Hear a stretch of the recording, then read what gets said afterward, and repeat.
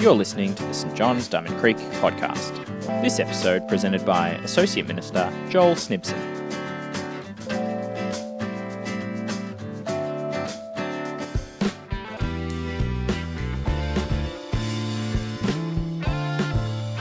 The reading is taken from Revelation chapter 3, verses 7 to 13. To the angel of the church in Philadelphia, write, These are the words of him who is holy and true, who holds the key of David. What he opens no one can shut, and what he shuts no one can open.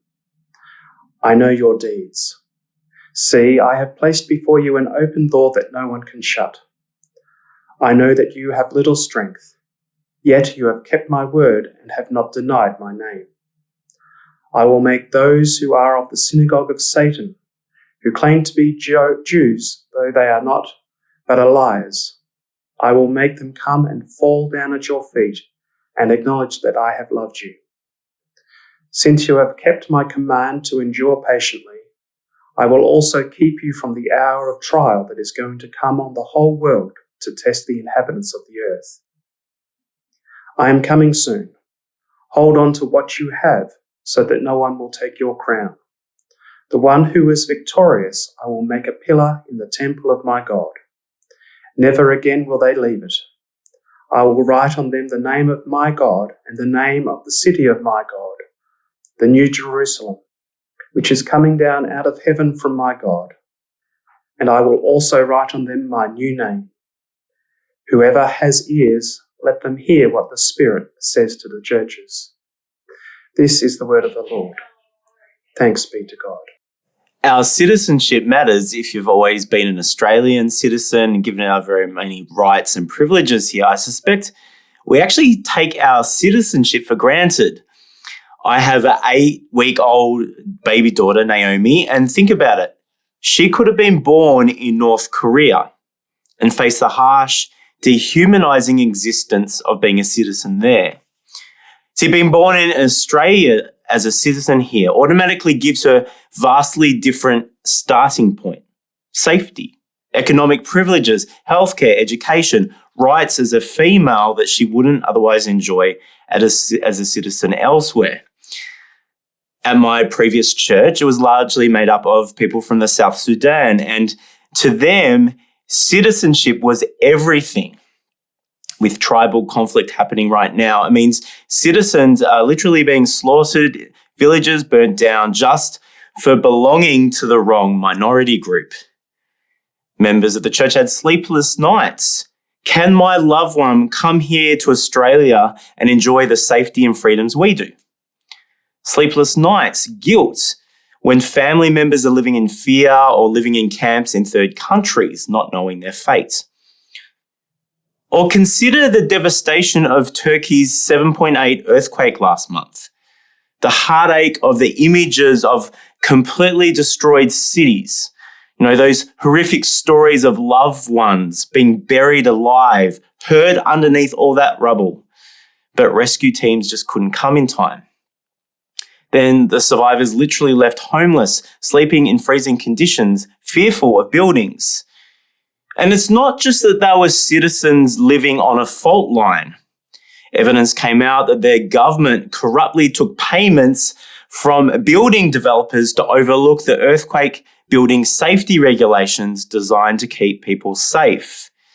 Now a nation is grieving 44,000 loved ones. Citizenship matters. Even here in Australia, the lucky country, some dodgy businesses have been exploiting international students, offering sponsorship for a skilled visa. Some misusing their power, making some workers effectively work for free, forcibly taking back wages because they know people are so desperate for citizenship here. Citizenship matters.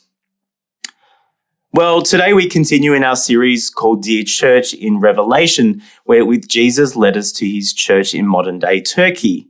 And today's church, Philadelphia, had taken hit after hit after hit for following Jesus as citizens of Philadelphia.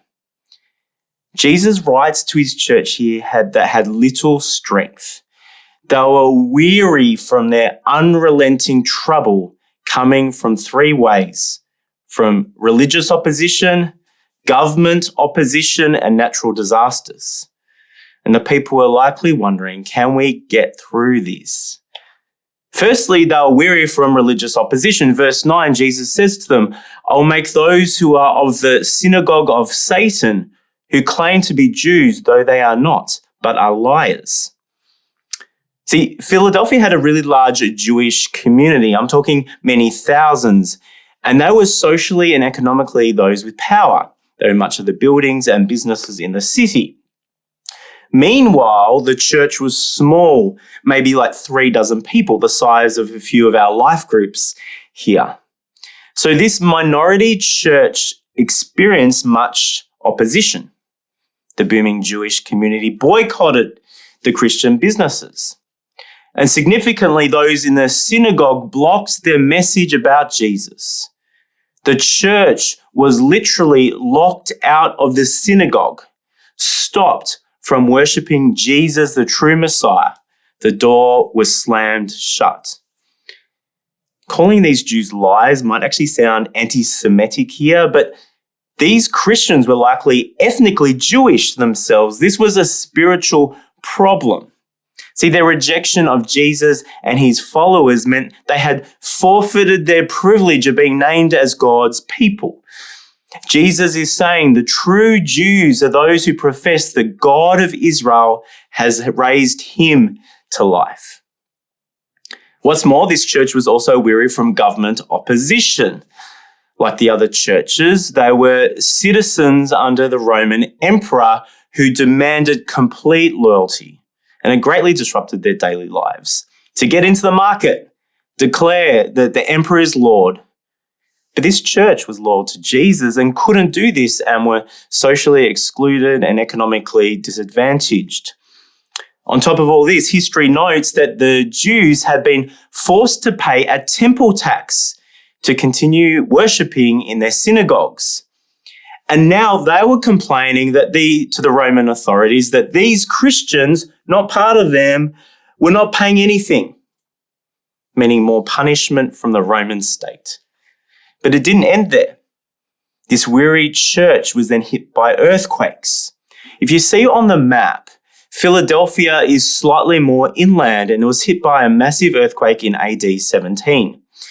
Like the horrific images on our TVs of many Turkish cities today, this city was completely destroyed. And given the ancient architecture of civic buildings like temples, it had absolutely no earthquake proofing at all. Imagine these tall pillars cracking and crashing down. It's a really scary place to be. And many survivors from the church were poorer and couldn't afford to stay and rebuild, so they had to leave Philadelphia. This church endured hit after hit after hit of being Jesus followers and citizens of Philadelphia. So how does Jesus encourage his suffering church? Well, first, Jesus says, "You're not home yet."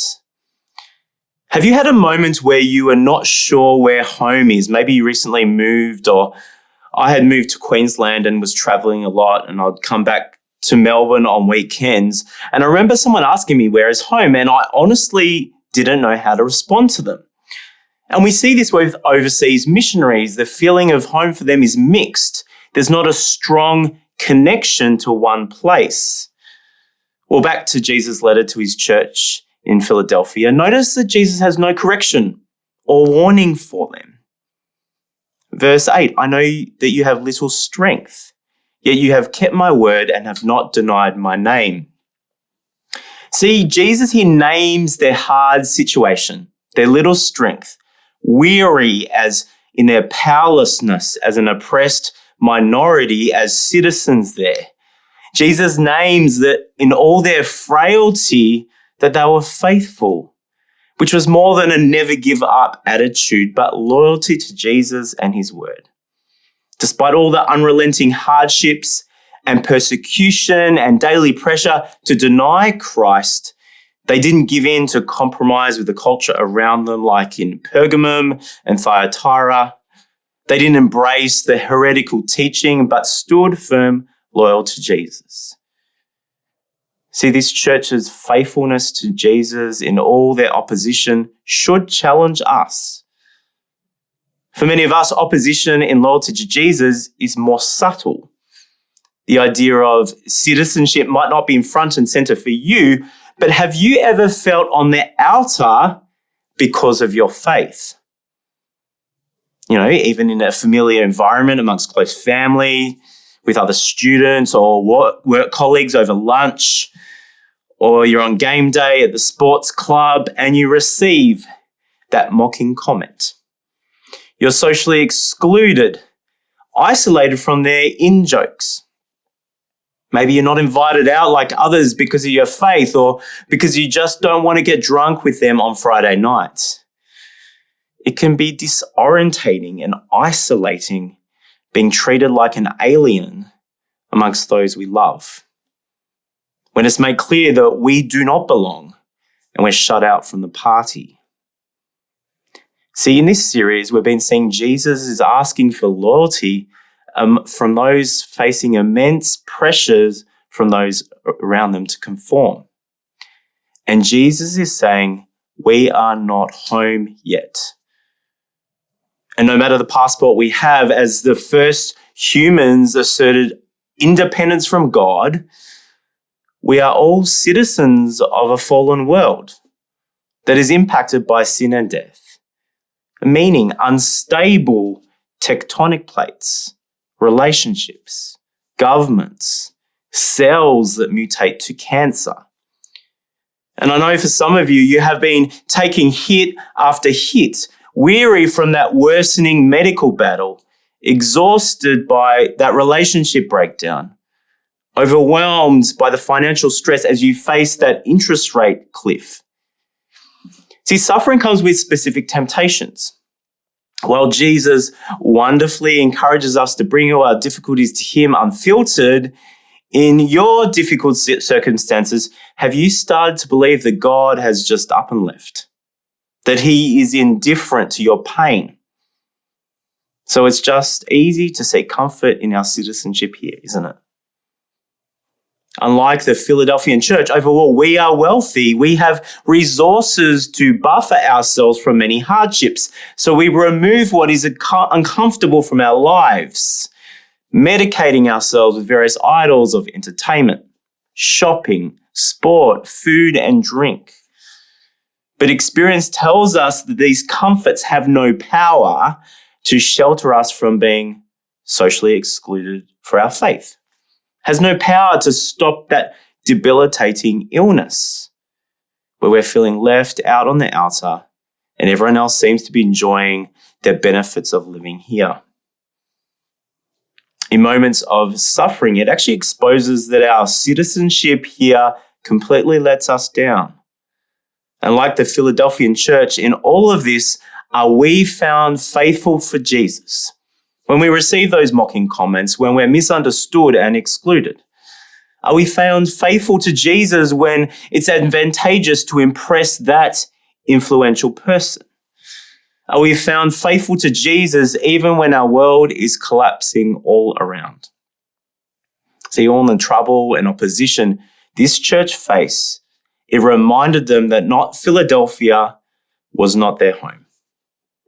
See, Jesus encourages them to keep persevering, trusting him by reminding them of who he is. Jesus says he's the more powerful king. Have you ordered or bought something online and it hasn't come? So you call up, you look on the website, and the response has been, sorry, no stock. You have to wait months. But one day you go into the store and the assistant also says, sorry, no stock. So smoke is coming out of your ears. So you ask for the manager or you want to speak to the head office on phone. And finally, you speak to the right person, someone who has authority and power. And the situation quickly reverses. Out of nowhere, there actually might be one left out the back. Or we can get that shipped to you today, no problem. See, to the 7 churches, Jesus has been presenting his authority in different ways. And to Philadelphia, Jesus is the key master. Look to verse 7. These are the words of him who is holy and true, who holds the key of David. This image of Jesus having the key is from Isaiah 22, verse 22, the one who will unlock and open or lock any door for God's people. See, this church was facing doors slammed shut everywhere. At the Jewish temple, doors slammed shut to their freedoms as the Roman state gave them a hard time. And it would be tempting to think that those oppressing them were sovereign and in control of their daily lives. And Jesus is telling the church, he is the sovereign king. He is powerful over every jurisdiction, and he's the one who is really in control. In verses 7 and 8, notice the language. What he opens, no one can shut, and what he shuts, no one can open. I know your deeds. See, I have placed before you an open door that no one can shut. So Jesus with the key means that what he does and says is unchangeable. It doesn't matter who has influence or power or a title, no one can interfere. And Jesus has opened this door right in front of this weary church and says, come through to me. Well, the AFL season is back very soon. I know a number of you are excited. And no matter our team, we all love those games where there's a dramatic reversal of the odds, where the underdog team comes out from nowhere and defeats the powerful team. Well, Jesus is the risen, reigning king, and he's backing his unlikely church that looks all but defeated. In verse 9, I'll make them come and fall down at your feet and acknowledge that I have loved you. See, Jesus' sovereignty would bring a dramatic reversal to their current situation, publicly declaring that he is loyal to them, that Jesus is on their side and will vindicate them from their oppressors, turning the current power dynamic on its head. See, Jesus is not only powerful, but he is good, he's holy and true.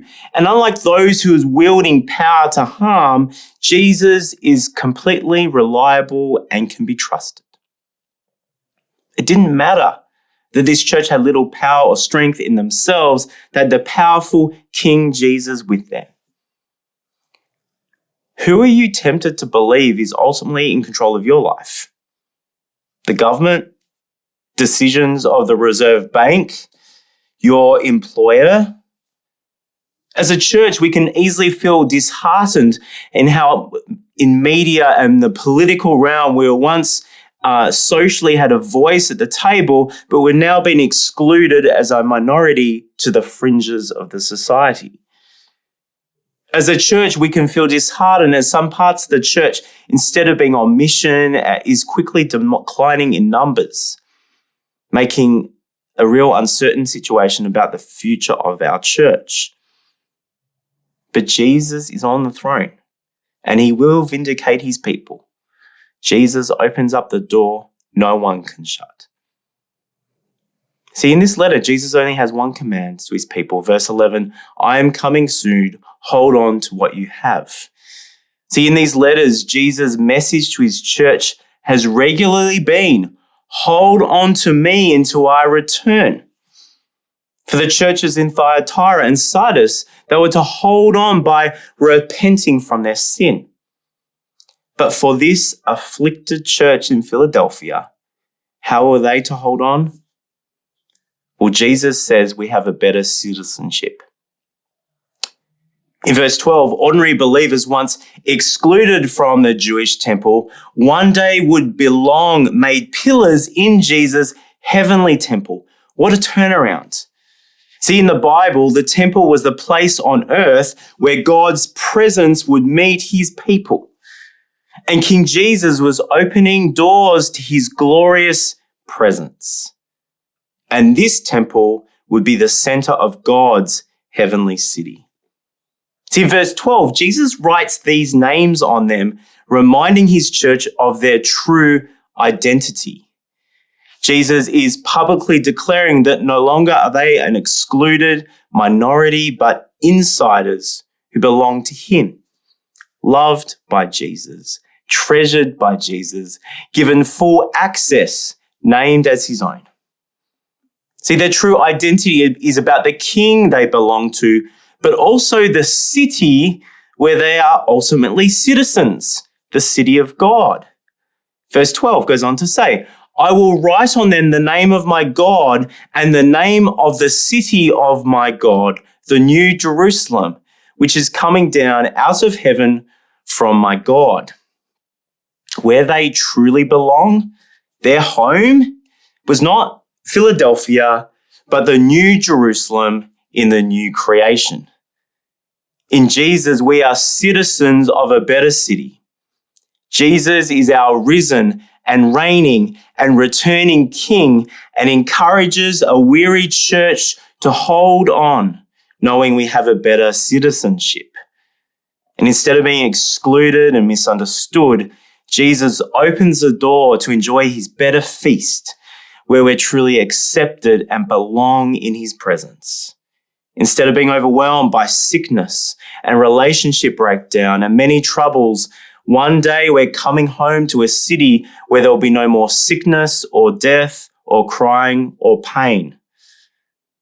See, in the pain and uncertainty of this life, Jesus gives us the security of a better citizenship to come. Know your true citizenship. See, Jesus is saying, ultimately, we are not made for here.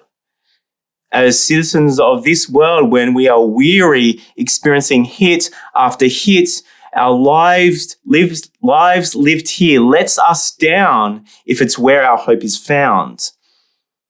And when the sun is shining, when life is sweet, let's not get fooled by the fleeting comforts distracting us from our better promise. So even the best moments in life here don't truly last or completely satisfy. Think about it. You finally get away to that tropical paradise holiday, but you miss that perfect sunset because you're arguing with your partner, or your head is in the toilet because you're as sick as a dog. Or you're on your wedding day and you've planned this since you're a child, but it rains all day and the perfect plan's out the window. Or you're excitedly planning that event to catch up with great old friends and a kid-free night, but one of them gets sick and you're forced to stay home and miss out.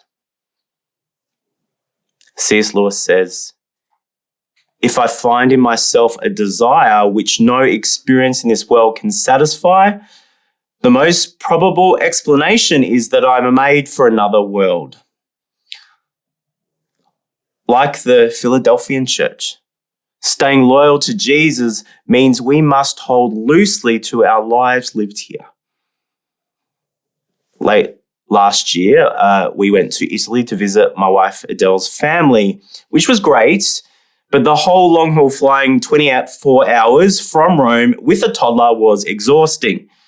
We're at our end completely, physically, emotionally, and I know it's first world problems.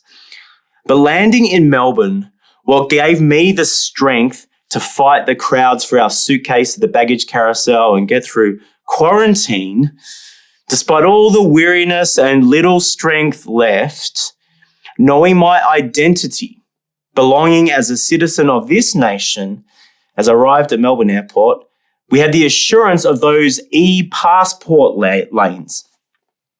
While citizens of other nations faced custom queues miles deep, I carried on knowing that I could go straight through those customs machines, knowing the doors would certainly and automatically open for us and finally be back home to our beds. Friends, in our weariness, let's persevere. Jesus promises an open door to our better home. And because of Jesus' victory over sin and death, it means no hardships, of living as citizens here can take us out even when we feel like it might. Jesus' promise of an open door is not only a future promise, but is also for us here now. In Jesus, we are citizens of heaven now. And despite our flaws and our difficulties, through the Holy Spirit, He's building us to be God's presence here. Jesus has opened the door not to hide away from or judge the world as hostile they can be at times. We're not just to wait around until Jesus returns. Jesus is opening doors for us to share His good news to people and places where the doors appear slammed shut. Right now, globally, there's revivals popping up in unlikely places, among unlikely people. Yet, like in Philadelphia, Jesus has opened doors through His unimpressive local church, made up of ordinary people like us. We are Jesus' presence in this community. Friends, we are hosting Alpha in May. And I encourage you to invite that friend, knowing that Jesus is the sovereign one, that He is powerful to open the door and soften unlikely hearts, offering hope to the weary to experience His better citizenship. Friends, let us finish now reflecting on Paul's words to the Ephesians.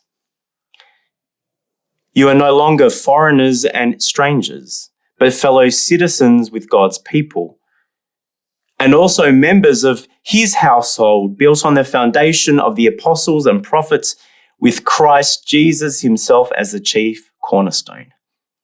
In Him, the whole building is joined together and rises to become a holy temple in the Lord. And in Him, you two are being built together to become a dwelling in which God lives by His Spirit. Amen. Thanks for joining us. If you'd like to subscribe to this podcast, you can do so in Apple Podcasts, Google Podcasts, Spotify, or wherever you get your podcasts from. Just search for St. John's, Diamond Creek.